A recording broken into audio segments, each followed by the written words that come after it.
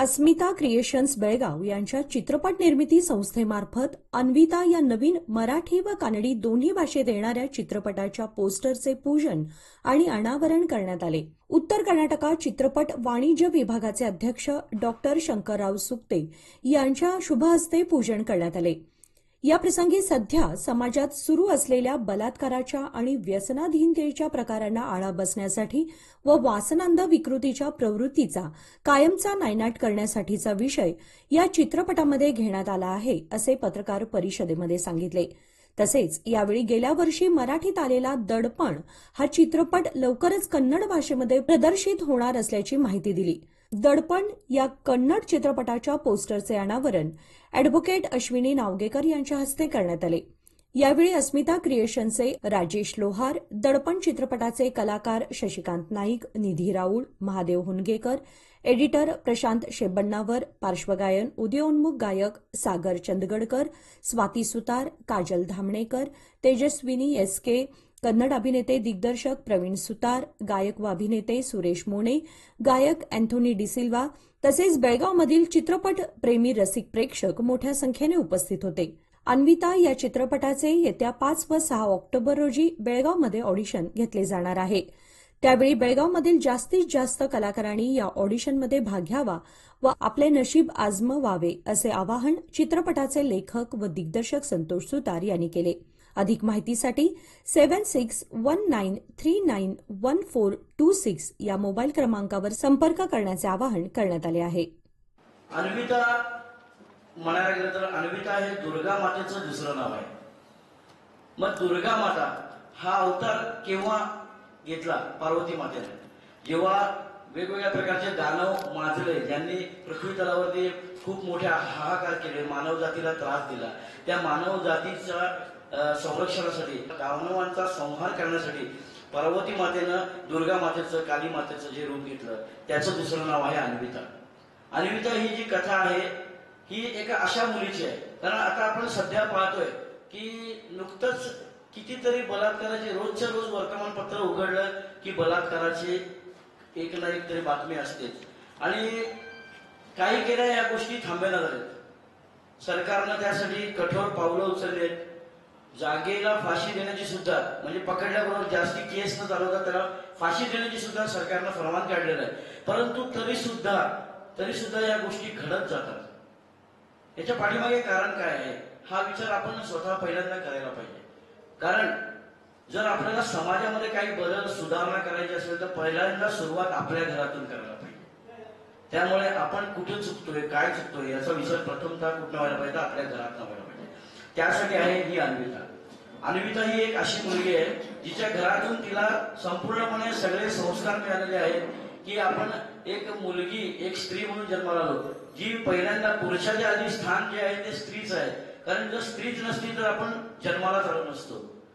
जगात जर सगळे पुरुष असते तर पुरुष नसतेच असं म्हणायला हरकत नाही. कारण देवानं निर्माण करताना स्त्री पुरुष दोन्ही जन्माला केलं. कारण हे जात पुढे जायला पाहिजे, हे स्त्री पुरुष पुढे यायला पाहिजे. त्यासाठी स्त्रीचं अतिशय महत्व आहे. कारण आपली आई जी आहे ती आपल्याला घडवत असते.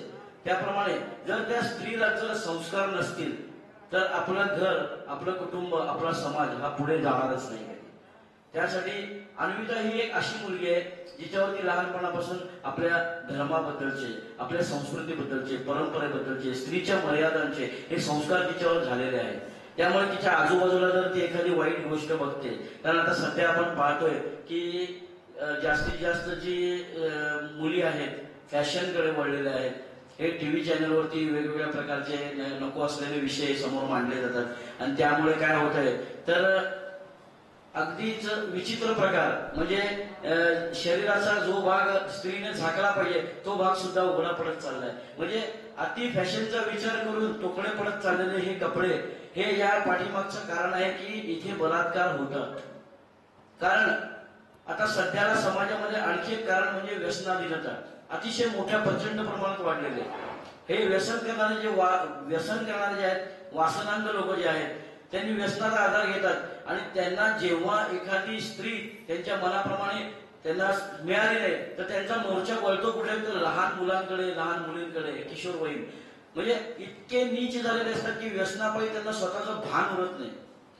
त्यामुळे हे सगळे प्रकार बंद होण्यासाठी सुरुवात व्हायला पाहिजे आपल्या घरातून. त्यासाठी ही अन्विता आहे. ही अन्विता जी आहे ती अतिशय स्ट्रॉंग मुलगी आहे, अतिशय पराक्रमी मुलगी आहे, जी अन्यायाविरुद्ध उभं राहते, जी अन्यायाला वाचा फोडते, की हा अन्याय सहन करू नका, मुलींनी कसं वागायला पाहिजे, हे सर्व या चित्रपटातून दाखवलेलं आहे. या आधीचे चित्रपट आपण पाहिले, त्या चित्रपटांमध्ये मुलगी घर सोडून पळून जाते, आई वडिलांच्या विरुद्ध जाते. सगळेच आई वडील वाईट नसतात हो, सगळेच आई वडील वाईट नसतात. आपल्या मुलांना जन्म देणारे, लहानाचं मोठं करणारे आई वडील हे मुलांचा कधीच वाईट विचार करणार नाहीत. परंतु मुलांच्या मनात सध्याचा जो समाज प्रगत होत चाललाय, सोशल मीडिया, आपलं मोबाईलचं, इंटरनेट, याचं इतकं प्रमाण वाढलेलं आहे, इतका वापर वाढलेला आहे की ज्याच्यामुळे मुलांच्या मनावरती आणि बुद्धीवरती त्याचा विपरीत परिणाम होऊन ज्या नको असलेल्या गोष्टी आहेत त्या प्रथमतः त्यांच्याकडनं स्वीकारल्या जातात. आणि आई वडील जर त्या बाबतीत काही सांगायला गेले तर मुलं मुली काय म्हणतात, तुम्हाला काय कळतंय, तुम्ही काय सांगायला लागला, इथपर्यंत मुला मुलींच्या बुद्धीवरती त्याचा परिणाम झालेला आहे. या सर्व वाईट गोष्टी ज्यातून काही वाईट प्रकार उद्भवतात आणि असे बलात्कारासारखे वाईट गुन्हे, बलात्कार करून खून करून टाकतात. आता सध्याच कितीतरी प्रकार घडले. विचार करा, जे दिल्लीमध्ये धावत्या बसमध्ये जे प्रकरण घडलं, त्या प्रकरणानंतर सुद्धा अजूनही आजतागायत हे प्रकार चालू आहेत. मी माझ्या स्टोरीमध्ये नमूद केलेलं आहे, मी एक रेशो काढलेला आहे, तुम्हाला सांगतो. मी एक रेशो काढलेला आहे आपल्या भारताचा. आपल्या भारतामध्ये 10 राज्य अशी आहेत जिथे सर्वाधिक बलात्काराच्या घटना आजतागायत घडलेल्या आहेत. आणि ती राज्य म्हणजे राजस्थान, उत्तर प्रदेश, मध्य प्रदेश, महाराष्ट्र, आसाम, केरळ, झारखंड, हरियाणा, ओरिसा, दिल्ली. या 10 राज्यांमध्ये सर्वाधिक प्रकार घडले. म्हणजे आता आपण जर एक सरासरी काढली तर 2009 मध्ये या 10 राज्यातून 12,772 बलात्काराचे गुन्हे नोंद झालेले. किती? 12,772.